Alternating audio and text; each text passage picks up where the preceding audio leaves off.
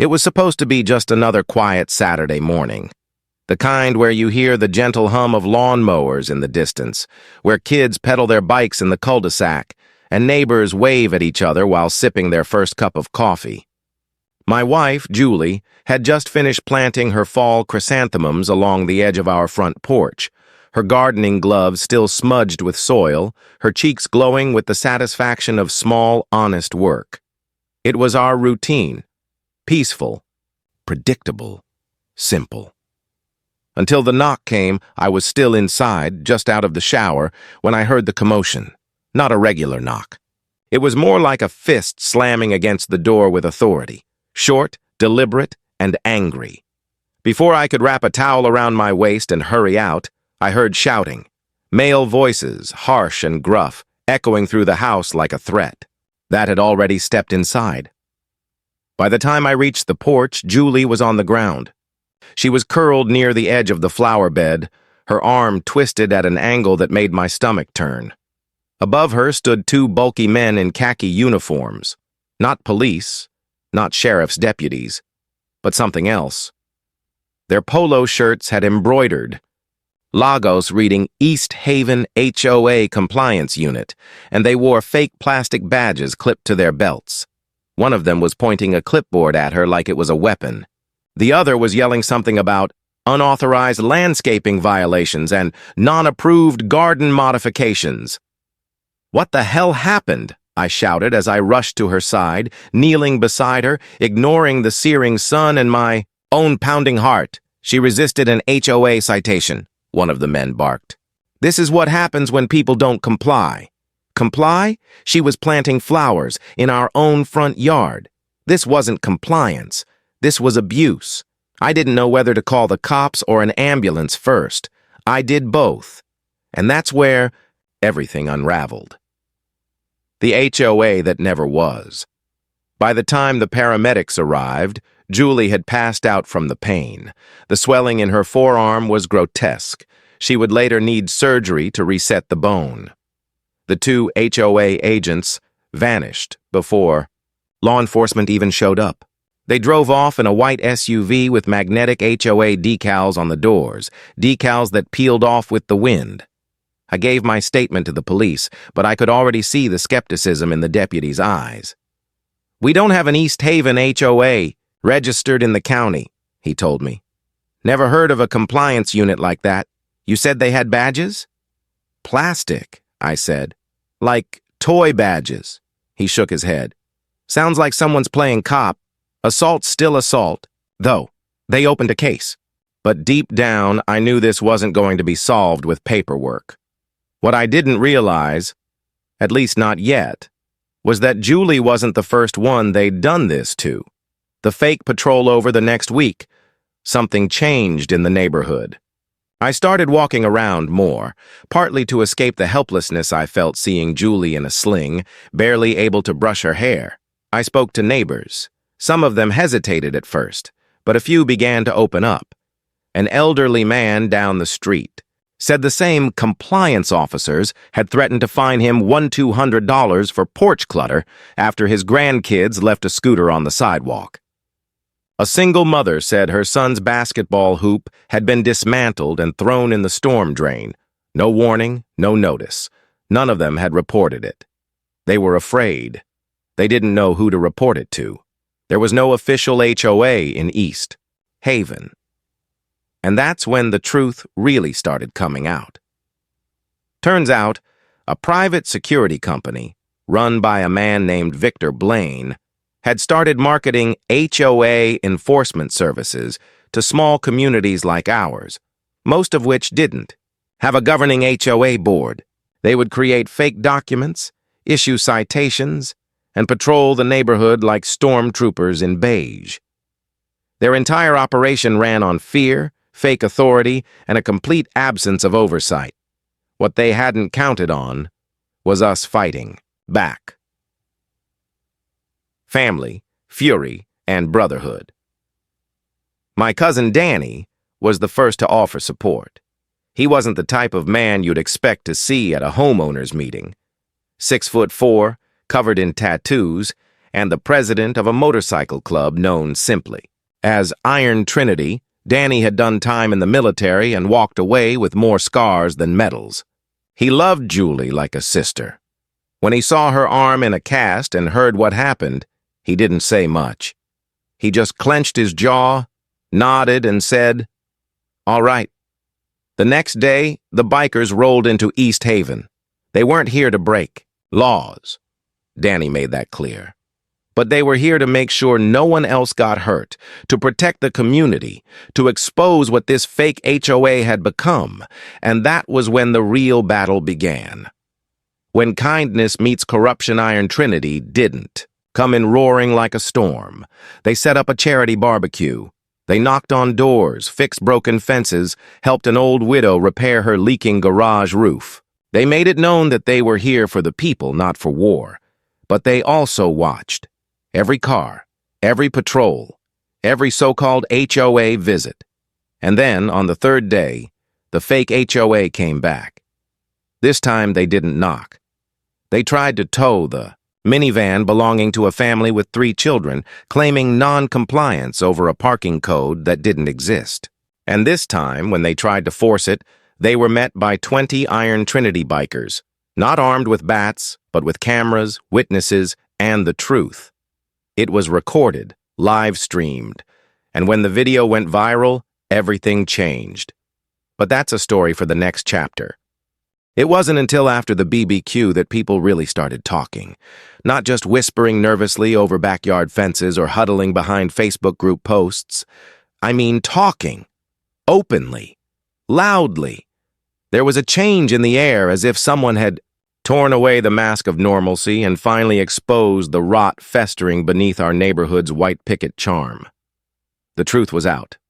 The 2 thugs who'd broken my wife's arm weren't some rogue patrolman. They were part of a sophisticated, manipulative scheme that had preyed on fear and confusion, and at the center of it all was a man named Victor Blaine. Victor had been a name I'd only heard murmured in passing, usually by someone too afraid to repeat it.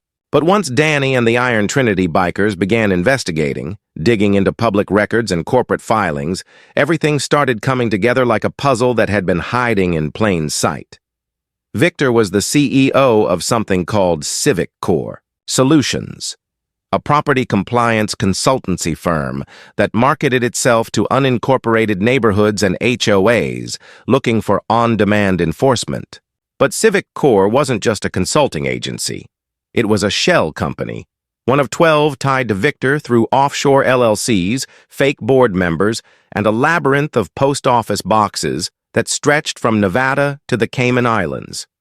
He had turned fake enforcement into a $1 million empire, a modern-day racketeer hiding behind spreadsheets and polo shirts, and he wasn't operating alone. Records showed that Civic Core had signed unauthorized contracts with over 30 neighborhoods across 3 counties, without resident approval or proper board elections.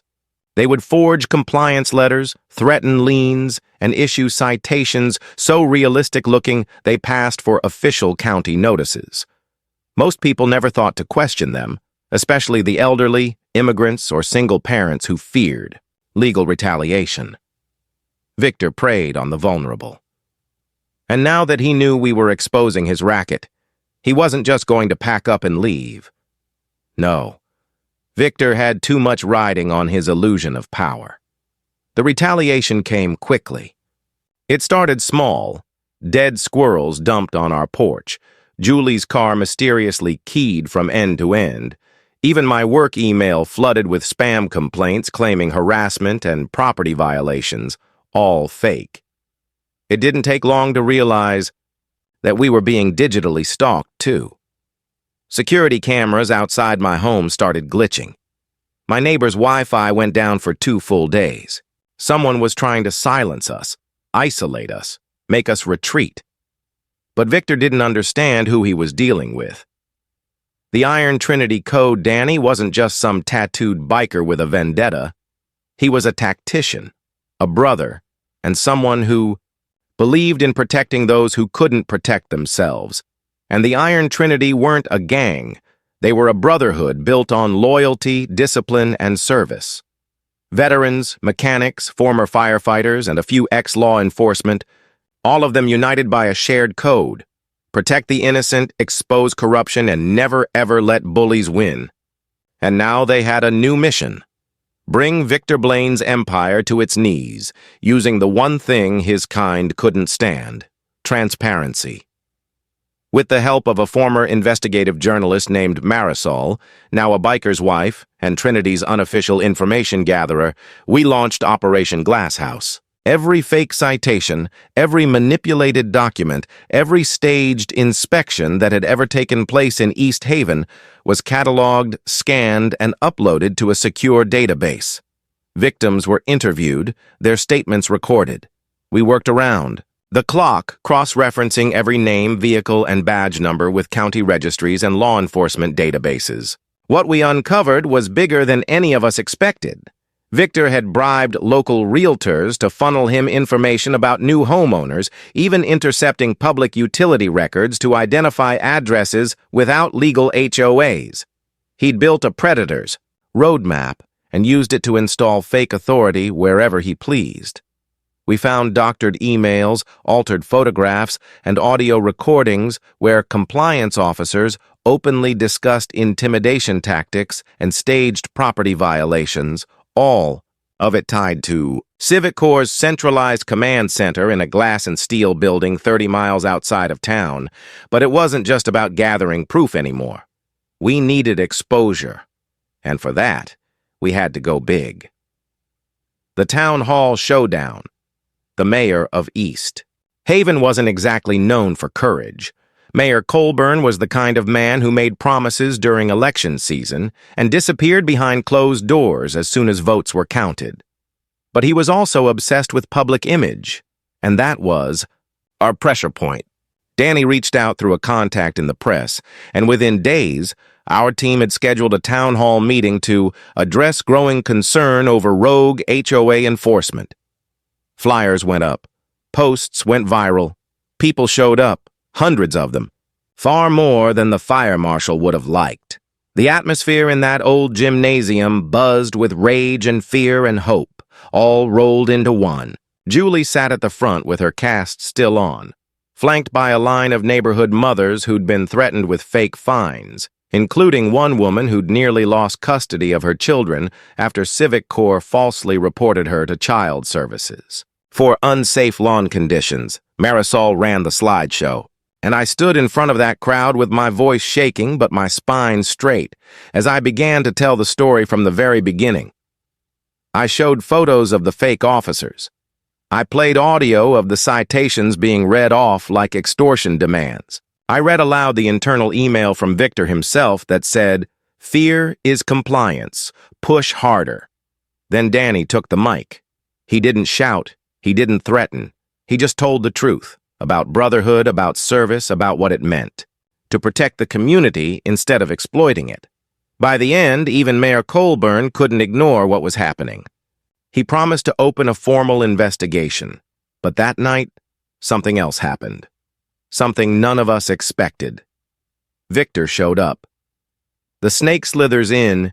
He came in through the back, flanked by two of his so-called compliance officers. Not the same ones who'd assaulted Julie, but newer faces, younger, meaner. Victor wore a suit that probably cost more than my car, his hair slicked back, his face a mask of smug detachment. He didn't speak during the meeting. He didn't challenge the evidence. He just stood there watching, arms crossed, eyes cold, like a serpent coiled in shadow. Afterward, as people were leaving, he approached Julie. Not me, not Danny, Julie. He crouched beside her like a man comforting a child and said in a voice so soft, it sent chills down my back, "I'm sorry for what happened to your arm, truly, but you've made a mistake thinking this is personal.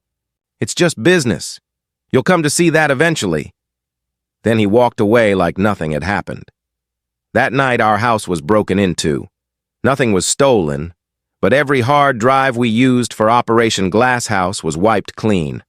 Our backup servers were disabled remotely. Our footage, documents, recordings, all gone. Or so Victor thought. What he didn't know was that Marisol had encrypted 3 separate copies, hidden on mirrored drives stored off-site. The evidence was safe, but now we had confirmation. Victor wasn't just some con man. He was willing to cross any line, threaten anyone, hurt whoever stood in his way, and he believed himself untouchable. We had to hit him harder, not with fists, not with fire, with truth, with community, with a plan. There comes a moment in every battle where it's no longer about vengeance or justice. It's about survival. Not just surviving as an individual, but surviving as a community. By the time Victor Blaine slithered into our town hall, cold-eyed and untouchable, we knew the fight had evolved. This wasn't just about one broken arm or a handful of fraudulent citations. It was about a disease, a cancer masquerading as order, spreading fear beneath the polished shell of so-called compliance. And now that cancer knew we were the cure, it would do everything it could to silence us. Victor's move to destroy our hard drives was a declaration of war. But what he didn't realize was that we weren't relying on just a few dusty laptops and an overworked USB stick to carry the truth. Marisol had spent years learning how to hide the stories that others wanted buried. She'd been a journalist long before she was a biker's wife. She anticipated Victor's every step.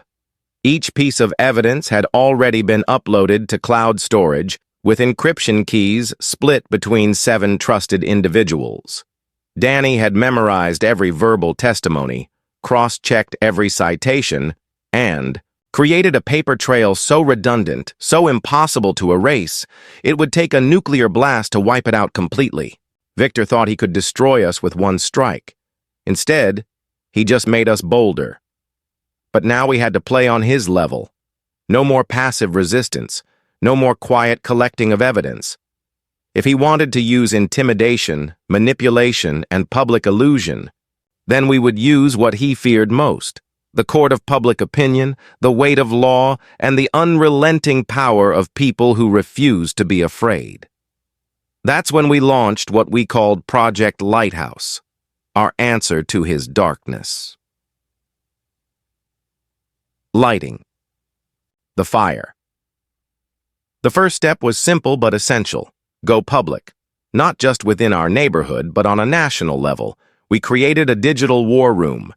Marisol, 2 tech-savvy Trinity members, and a local college student named Kevin, who majored in cybersecurity, began stitching together a narrative that could be understood in a single scroll. The goal wasn't to explain every fraudulent detail of Civic Corps' operation. It was to tell the story in a way that made people feel it. Julie's injury. The elderly neighbor threatened over a rocking chair. The single mom whose basketball hoop became a citation. The digital stalking, the threats, the town hall, the snake in the suit. We released the video under the banner of HOA Horror Files East Haven Exposed. Within 24 hours, it had over 600,000 views. Within a week, it had crossed 3 million. It was picked up by small-town news stations, then syndicated to larger networks. Local politicians, sensing the scent of a media-friendly cause, suddenly had opinions. The county commissioner held a press conference calling for a full investigation into Civic Corps and unauthorized enforcement entities operating in residential zones. Even the mayor, ever the wind-weathered flagpole, started talking about a new ordinance requiring all HOA enforcement agencies to be licensed, transparent, and resident-approved. Victor's house of cards wasn't just trembling, it was beginning to tilt. But none of us were naive. Victor hadn't come this far without contingency plans. And the deeper we dug, the more we realized this man wasn't just dangerous, he was prepared for war. The Trojan lawsuit. The first real counterstrike came in the form of a thick envelope delivered by courier to my door. A civil lawsuit, personally filed by Civic Corps Solutions, accusing me, Julie, Danny, and the entire iron trinity of defamation, slander, interference with business operations, and incitement of public disorder. The number at the bottom was absurd, 12 million in damages. It wasn't about money, it was about fear. He wanted to scare us into silence. He wanted to bury us in legal debt, drown us in courtrooms, and make an example out of anyone who dared to resist. But Victor made a fatal miscalculation, because this wasn't just about us anymore. That video? It didn't just go viral, it went personal. Emails started pouring in from all over the country. Families in Arizona, Kansas, Florida, and even parts of Canada shared eerily similar stories. Fake HOAs, compliance thugs, citations for invisible rules. And in over half of those cases, the company behind the harassment had a paper trail leading back to Civic Corp or one of its shell companies. People started organizing. Attorneys volunteered pro bono. Civil rights groups reached out. Even former police officers began sending statements detailing unusual contracts and questionable security work tied to Victor's empire. It was like watching a wall crumble under its own weight. His lawsuit, intended as a final bullet, became our trumpet. We countersued, class action, 74 plaintiffs across 8 states, and with it, we submitted everything: documents, emails, videos, financial records, recorded threats, enough to make even the most lenient judge raise an eyebrow. Victor couldn't hide behind shell companies anymore. His name was in ink. His contracts were illegal. And worse, his agents had physically harmed people on property they had no legal jurisdiction over. But he wasn't done yet. The sting, just when we thought we had him cornered, Victor played his last card: a whisper campaign. False social. Media accounts began popping up, all parroting the same narrative: that Iron Trinity was a violent gang, that I had fabricated Julie's injury, that Marisol was a disgraced journalist fired for bias. Someone even edited our original video, splicing in footage from unrelated riots, making it look like Trinity had sparked violence. It was slanderous, brazen, but effective. For a little while. Local sentiment began to divide. Some feared we were instigating a rebellion, not protecting peace.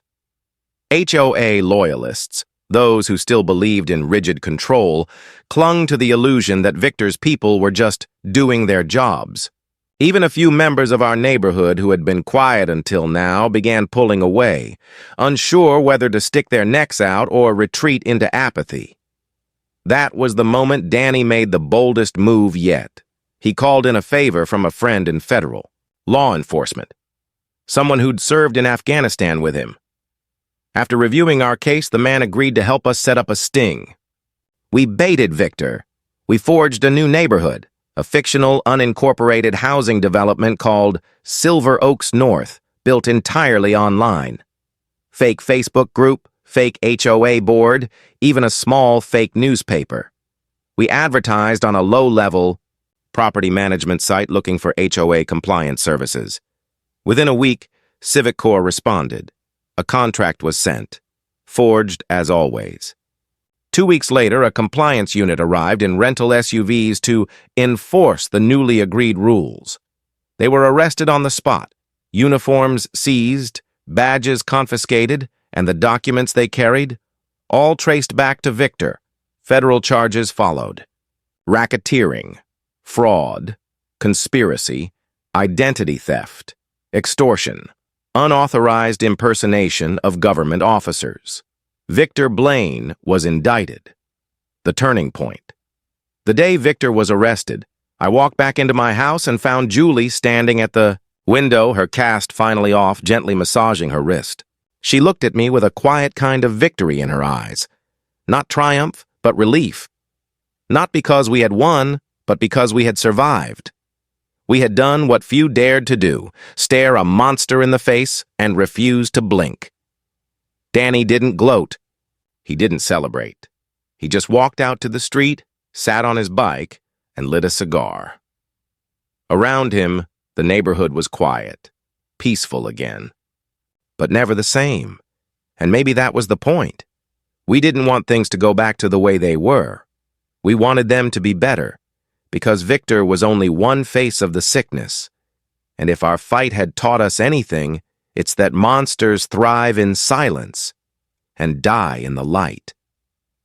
The arrest of Victor Blaine sent shockwaves through the entire region, not just East Haven. He had built an empire on illusion and fear, and when that illusion crumbled, it didn't just expose him. It exposed a system that had allowed someone like him to rise in the first place. It was a victory, yes, and the community celebrated in their own small ways. Kids back on their bikes, basketball hoops reinstalled, porch swings returned to their rightful places without the shadow of fake fines. There were smiles again, but they were hesitant, as if people had forgotten how to relax without looking over their shoulders. There was laughter again, but it was softer, tinged with memory. Because while the monster had been caught, the wounds he left behind were still fresh. And what no one told you about victories like this is that sometimes the day after the war ends is harder than the war itself.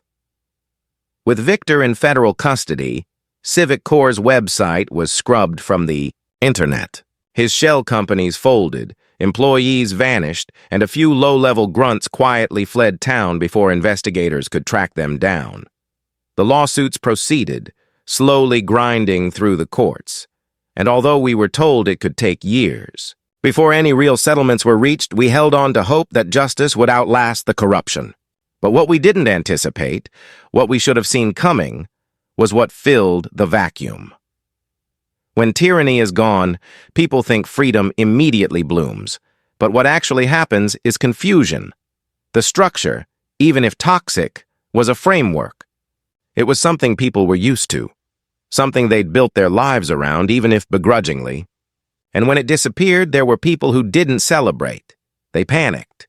Without fake HOA officers patrolling the streets, some residents felt vulnerable.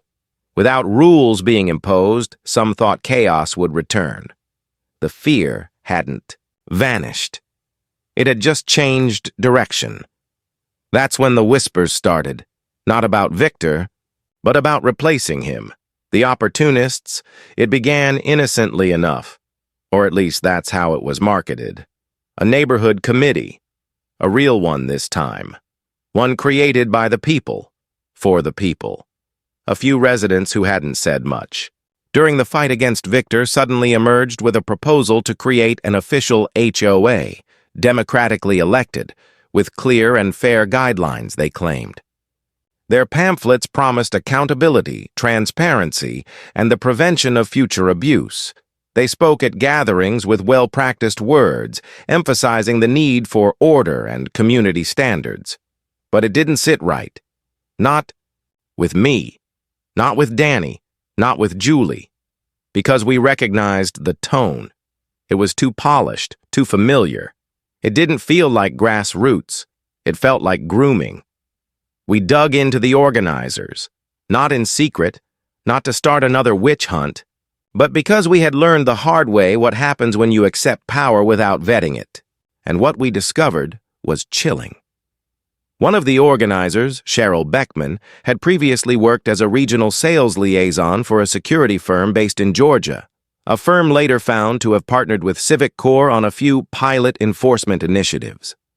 Another, Mark Frelly, had once tried to launch his own compliance patrol in a gated community 2 counties away, a program that was quietly shut down after resident complaints about surveillance vans and property entry without consent. They weren't victims of Victor. They were disciples of his methodology. And now, with Victor gone, they were ready to take the throne he left behind. But this time, under the guise of legitimacy. Division from within.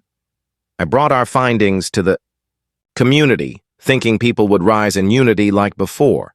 But I forgot a painful truth. Fear makes people forget. And fear had returned. Not in the form of fake citations or broken arms, but in the subtle panic of people who didn't know how to function without someone telling them what was allowed and what wasn't. Cheryl and Mark capitalized on it brilliantly.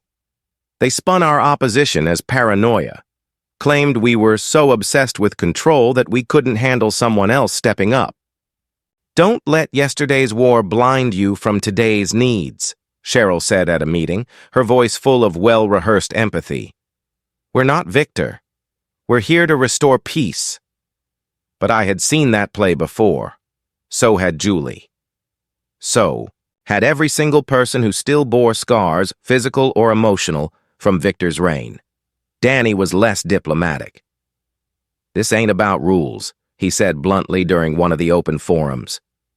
"This is about people who think they should be in charge because they're scared of what happens when they're not. You want a community? Fine, but don't hand the keys to the same type of monster just because it's wearing a new face." But the divide was real. Roughly half the neighborhood supported the new East Haven HOA proposal. The other half resisted. Old friends stopped waving. Neighbors who once stood united were now glaring at one another from across driveways. The damage Victor had caused was no longer external. It had burrowed into our hearts, fractured trust, and turned solidarity into suspicion. And just when it felt like things couldn't get more volatile, Cheryl and Mark made their boldest move yet.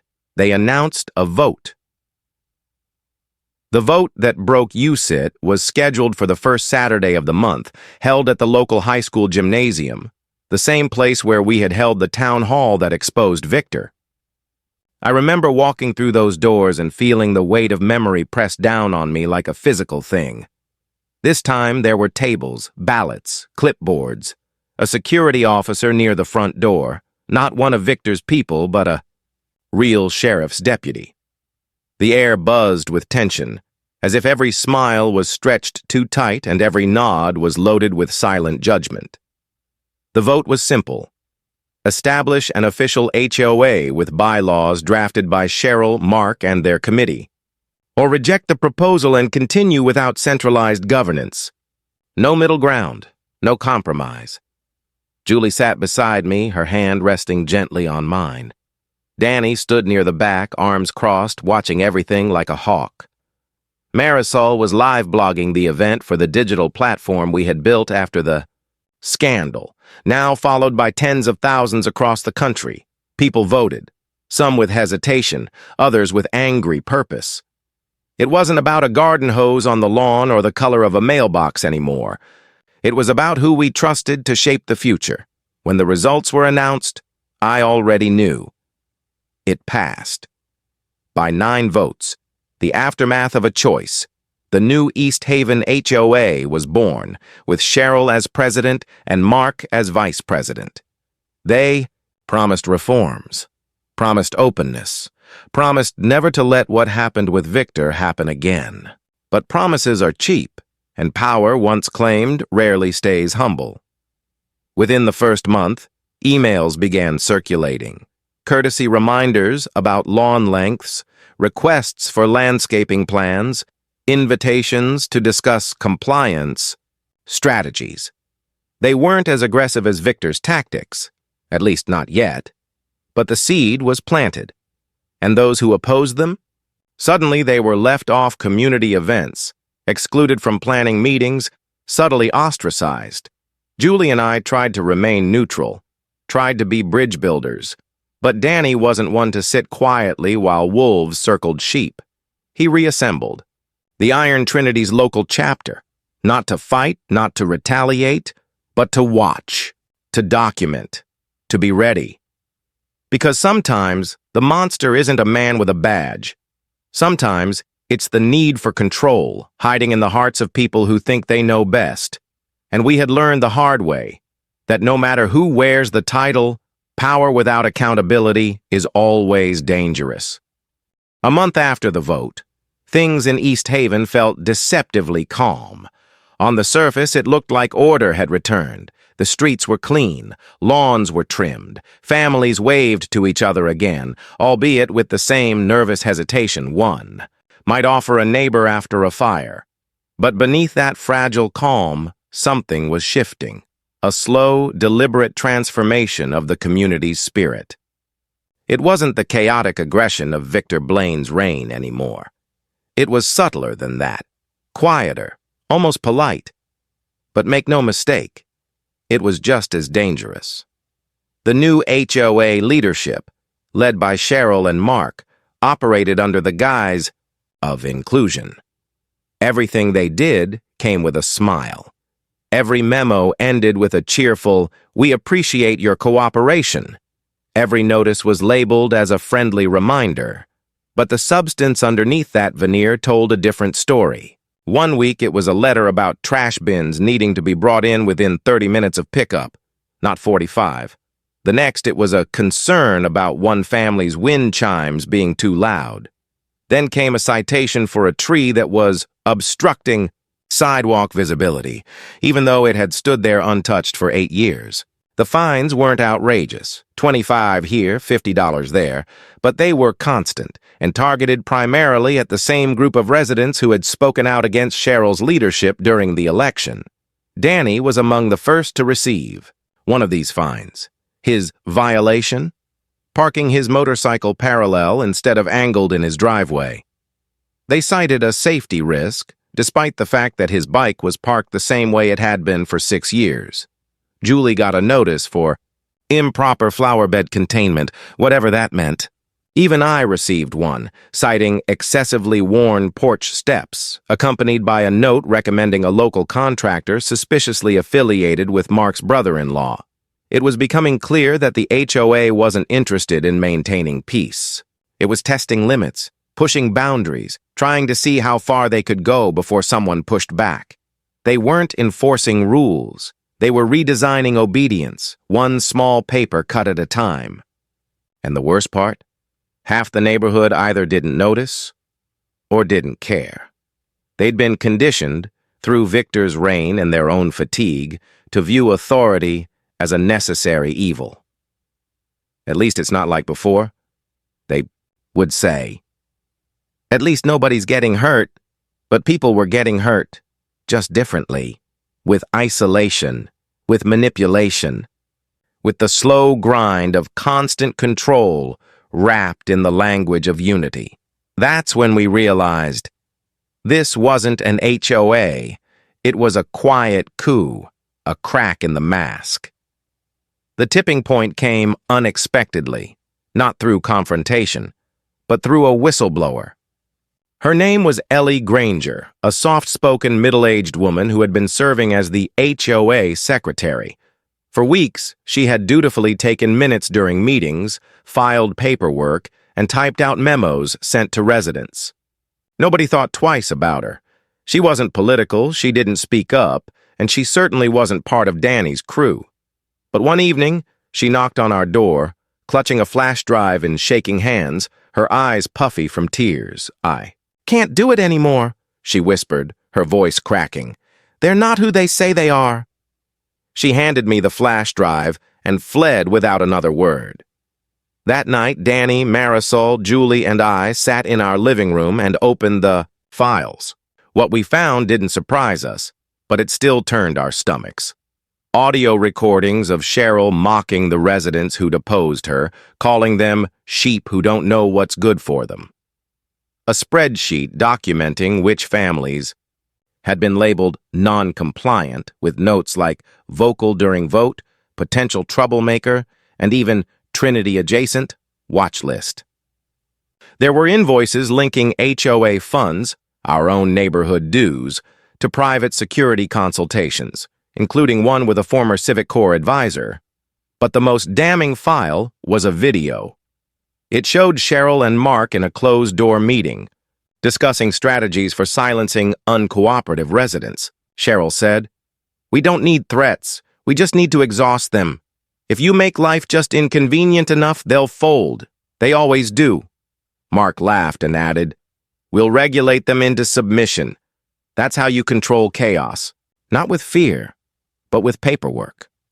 It was Victor's doctrine, word for word, wrapped in smiles. The return of the resistance, we knew what we had to do. Again, we uploaded the video to the same community platform where we had exposed Victor. But this time, we framed it differently. It wasn't about fear, it was about fatigue. We spoke directly to the residents who had voted for Cheryl in good faith, those who simply wanted peace and order, not oppression. We asked them, "Is this what you voted for? Is this how you imagined community leadership, manipulation in friendly fonts?" The response was immediate. Some people were furious, others were embarrassed. But the flood of messages we received proved one thing. They were ready to act again, not in protest, but in principle. We formed a temporary citizens board, not a vigilante group, not a counter HOA, but a transparency committee. We held open-air town meetings in the park instead of in closed rooms. We started fact-checking citations, cross-examining bylaws, and most importantly, we empowered residents to speak up. Cheryl tried to spin the video, claimed it was edited and taken out of context. But the audio was too clear, the evidence too damning. Her support base began to crumble. Mark resigned quietly within 2 days. Cheryl dug in her heels, calling us anti-community radicals in a bizarre rant during a recorded HOA live stream. Then she made a mistake. She tried to expel Danny from the neighborhood under an obscure clause about persistent defiance of association policies. She served him papers. He served her a lawsuit. It was civil, calculated, and absolutely devastating. Because in court we presented everything. Cheryl's history with the security firm, her manipulation of funds, her labeling of residents, and Ellie, bless her heart, testified bravely in front of the judge, breaking down in tears as she described the meetings she had witnessed. Cheryl wasn't just removed from the board. She was banned from holding any leadership position in a residential association for 10 years and fined thousands for misappropriation of funds. The HOA wasn't dissolved, but it was reset, with bylaws rewritten by residents, with quarterly audits, with an open-door policy literally and metaphorically. It wasn't perfect, but it was finally ours. Rebuilding again.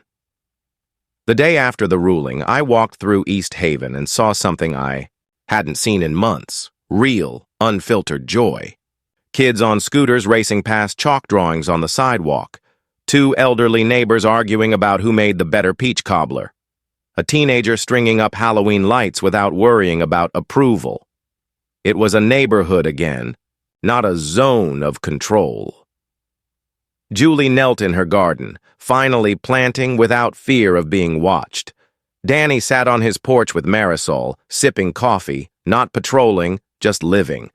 Ellie joined the transparency committee, smiling for the first time in what seemed like years. We knew another storm could always come. Power, when unchecked, has a way of re-emerging in new disguises. But we also knew we had something stronger now. Not just knowledge, but community memory. We wouldn't forget again. We wouldn't surrender again. We had learned how to fight without violence, how to lead without ego, how to live without fear. We had turned our pain into principle, our wounds into wisdom, and this time the neighborhood was watching, not from behind curtains, but together, in the open. 3 years had passed since Cheryl's fall and the reformation of East Haven's HOA. Time had softened the edges of that chaotic chapter in our lives. The neighborhood had flourished, not just in appearances, though the flowers bloomed, brighter, and the sidewalks were finally repaired, but in spirit. People smiled now without checking their surroundings first. The silence that once hung over our streets like fog had lifted. Kids played basketball in driveways without fear of fines. Porch conversations ran late into the evening with laughter, instead of whispered dread. It seemed that, after all we'd endured, East Haven had finally become the sanctuary it always pretended to be. But peace, as we had learned, was not a destination. It was a living, breathing thing that needed protection, not through fear, but vigilance. And that vigilance took shape in the hearts of the next generation. Trinity was now 17, tall and composed, with eyes that carried her mother's, strength and a quiet intensity that reminded me of her father. Before the trauma, before the storm. She was part of the student civic council at her high school and had become something of a local leader among her peers. She didn't seek attention. It found her naturally, drawn by her unwavering sense of fairness and her ability to listen before speaking. I remember one afternoon sitting with her on our porch, watching the sun dip below the horizon. "I want to run for HOA Youth Liaison," she said, eyes fixed on the fading gold in the sky. I chuckled. "There's such a thing now?" She smiled. "There will be. I'm going to propose it at the next meeting." That was Trinity, turning history into purpose. A whisper from the past, just as we had begun to settle into this new rhythm, a letter arrived that shook everything. It was addressed to me, but with no return address. The envelope was thick, worn, and sealed with red wax. Inside were three things: a faded photograph of Victor Blaine in a military uniform I had never seen before, a single USB drive, and a torn document, a partial contract bearing the letterhead of Civic Corps Holdings International. The handwriting on the back simply said, "You never knew the real war." We gathered the crew that night: Danny, Marisol, Julie, and Trinity, who insisted on being present. The USB contained encrypted files, but Danny had a friend in cybersecurity who owed him a favor. Within an hour, we had access. What we discovered was far more disturbing than anything we had seen during the initial conflict. Civic Corps was not just a private security firm. It was a nationwide network, a conglomerate, specializing in the quiet acquisition and control of suburban communities across the country through the manipulation of HOA boards. Their strategy was simple but effective: target vulnerable or newly developed neighborhoods, embed their operatives in HOA elections using fabricated credentials, and slowly implement policies that extracted value under the guise of security, conformity, and community enhancement. Victor had been their prototype, the first field agent under a covert pilot program labeled Suburban Directive 7. We read through internal memos describing long-term influence projects, micro-governance structures, and something called behavioral engineering via domestic protocol. Victor had never gone rogue.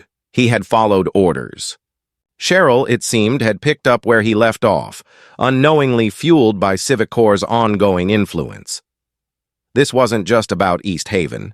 It was systemic, nationwide, and possibly still happening.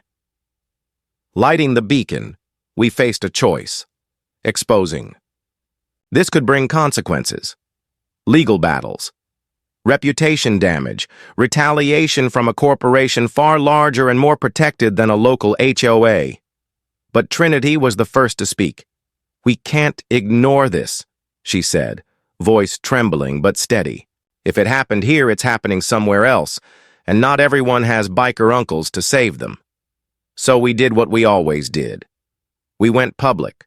We crafted a full report, supported with timelines, testimonies, and documented files, then submitted it to a journalist friend of Julie's at a national investigative outlet. Within weeks, a feature dropped: "Suburbia for Sale, the shadowy network behind America's HOAs." The article went viral. News crews descended upon East Haven. CNN, BBC. Even late-night hosts picked it up. Civic Corps denied everything, at first. But whistleblowers began to come forward from other states. Former board members, community managers, even disgruntled employees from inside the company. A class action lawsuit formed. Congressional hearings were scheduled. East Haven became ground zero for suburban reform. The turning point. The attention was both a blessing and a burden. Our quiet little street now echoed with reporters and protesters. Some residents grew uneasy, fearing another wave of instability. But we held town meetings every week. We answered every question. We showed them everything. And then something beautiful happened. A coalition was formed, not by lawyers or journalists, but by other neighborhoods. People from Texas, Ohio, Arizona, New Jersey, All of them contacted us. They had seen the signs, the fines, the citations, the fake leadership. They began sharing stories. A nationwide support group was born, helping communities audit their HOA boards, review finances, and demand accountability. East Haven was no longer alone. It had become a movement. A new generation rises the following spring. Trinity stood in front of a crowd of 2,000 residents and national reporters in our neighborhood park, the same park where she had once scraped her knee as a little girl. She delivered the keynote speech for the newly launched Neighborhood Sovereignty Initiative, a citizen-led project to create oversight mechanisms for HOAs across the United States. She was poised, passionate, and fearless. "We're not anti-HOA," she said, her voice ringing clear across the microphone. "We're anti-abuse. We're anti-control disguised as care, and we're anti-systems that strip people of their right to live freely in their own homes. What happened to us wasn't just a glitch, it was by design, but now we're rewriting the blueprint." The crowd erupted. Some cried. Danny hugged her so hard I thought he'd crack her ribs. Julie whispered, "Your wife would be so proud." I nodded, tears rolling down my cheek. She already is. The final chapter. That summer, a new memorial was installed at the edge of our neighborhood park. A steel sculpture of a tree with deep, wide roots, surrounded by the names of residents, who had stood during the HOA crises. At the base was a quote, "Freedom doesn't come from the absence of rules, but from the refusal to be ruled unjustly." It was dedicated to all who had fought for the soul of East Haven, and for those still fighting across the country. Victor Blaine's name was nowhere to be found, but his shadow had birthed a revolution he never saw coming. In the end, we had not just survived, we had transformed, and the world would never look at an HOA the same way again.